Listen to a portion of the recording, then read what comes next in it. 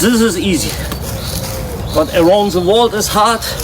To place the ball from the foot to the head is hard.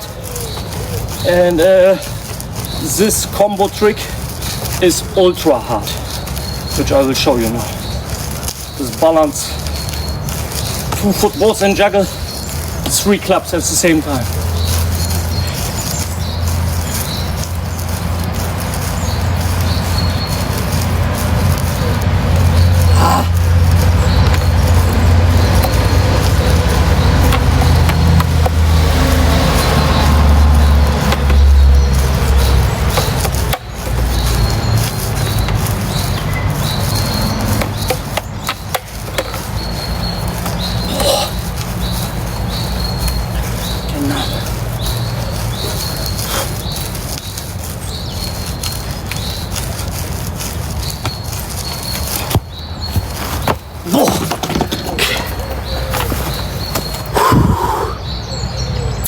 Thank you all guys. Thank you.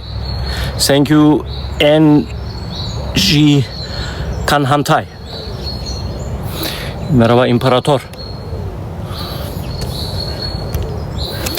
Thank you account. Berat. Thank you. Sana da Berat ustam. Teşekkür ederim yavrum. Dankeschön. Thank you. Thank you. Thank you account. I will repeat everything. Sağ ol İmparator. Türk'üm. Azerbaycan'a selamlar.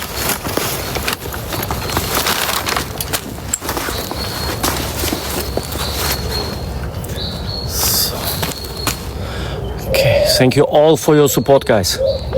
This gives me much more energy.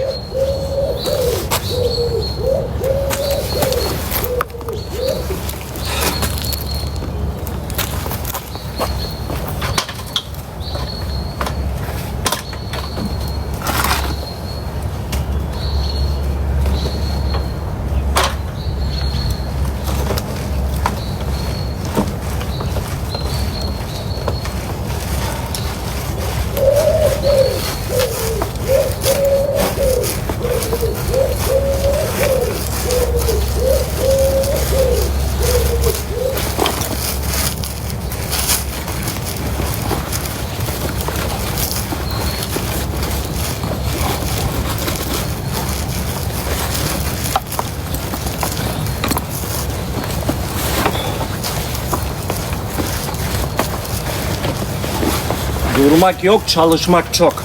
O kadar. Ah, katastrof. Durmak yok, çalışmak çok.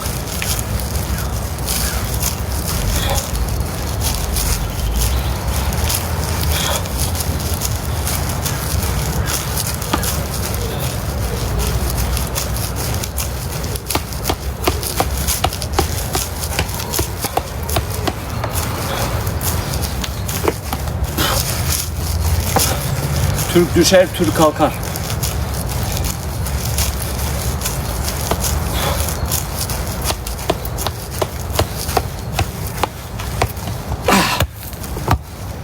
O kadar.